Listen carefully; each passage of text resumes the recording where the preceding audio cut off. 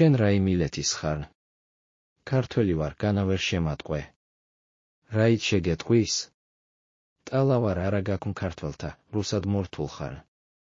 განა კაცს ქართველობა მარტო ტანისამოსეთ შეეტყობა? თვალთათვის ტყობად სამასელარნა. ენა და საუბარი?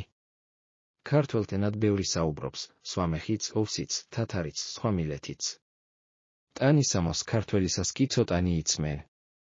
ქართველის ტალავარის იერი სრულად სხვაია. რუსულში ქართველ კაც მეუცხოების.